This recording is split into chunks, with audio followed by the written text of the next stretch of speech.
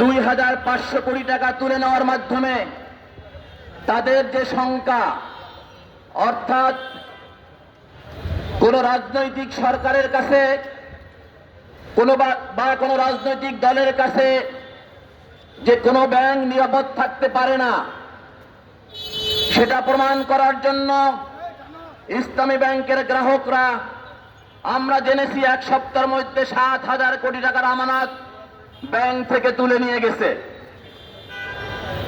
এবং গত 17-16 জুন এবং সেখান থেকেই গত 1 তারিখে আমরা লক্ষ্য করেছি ইসলামী ব্যাংকের সুযোগ্য এমডি ওমর ফারুক খানকে বাধ্যতামূলকভাবে পদত্যাগ করানো হয়েছে এবং অল্প সময়ের ব্যবধানে ওই দিনই ইসলামী ব্যাংকের চেয়ারম্যান ডক্টর জুবাইদুর রহমানকে পদত্যাগ করতে বাধ্য করা হয়েছে।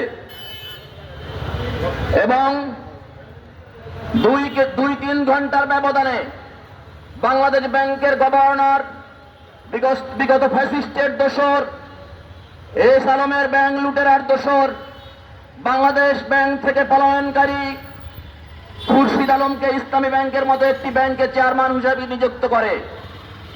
এবং 1 তারিখে, জুন মাসের 1 তারিখে গ্রাহক ফোরামের আন্দোলনের মুখে খুরশিদ আলম ওই দিন বোর্ড মিটিং করতে চেয়েছিল ইসলামী ব্যাংকের টাওয়ারে।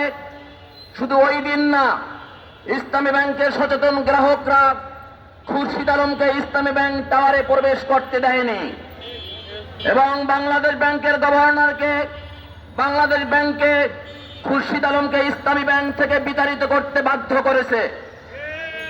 সম্মানিত সাংবাদিক ভাইরা, সম্মানিত উপস্থিতি, গত 16 জুন ইসলামী ব্যাংকের সচেতন গ্রাহক ফোরাম, বাংলাদেশ ব্যাংকের ডেপুটি গভর্নর কবির আহমেদ সহ একটি প্রতিনিধি দলের সাথে ইসলামী ব্যাংকের সচেতন গ্রাহক ফোরাম মিটিং করে এবং সেই মিটিংয়ে বাংলাদেশ ব্যাংকের পক্ষ থেকে আশ্বাস দেওয়া হয় দ্রুততম সময়ের মধ্যে সৎ এবং যোগ্য ব্যক্তিদের সমন্বয়ে ইসলামী ব্যাংকে একটি পরিচালনা পর্ষদ দেওয়া হবে। কিন্তু আজকে প্রায় 25 দিন অতিবাহিত হওয়ার পরেও আমরা দুঃখের সাথে লক্ষ্য করেছি বাংলাদেশ ব্যাংক ইসলামী ব্যাংকে এখনো পরিচালনা পর্ষদ দিতে অপারগ হয়েছে। অর্থাৎ বাংলাদেশ ব্যাংক এখনো ইসলামী ব্যাংকে কোনো পরিচালনা পর্ষদ দেয়নি।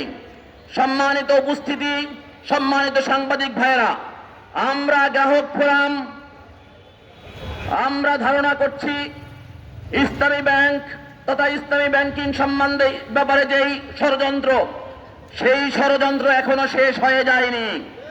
যেই বাংলাদেশ ব্যাংক 3 ঘন্টার ব্যবধানে একজন ফ্যাসিস্টের দোসরকে ইসলামী ব্যাংকের চেয়ারম্যান হিসাবে নিযুক্ত করতে পারে, সেই বাংলাদেশ ব্যাংক আজকে 1 মাস 7 দিনের পরেও ইসলামী ব্যাংকে পরিচালনা পর্ষদ দিতে ব্যর্থ হয়েছে।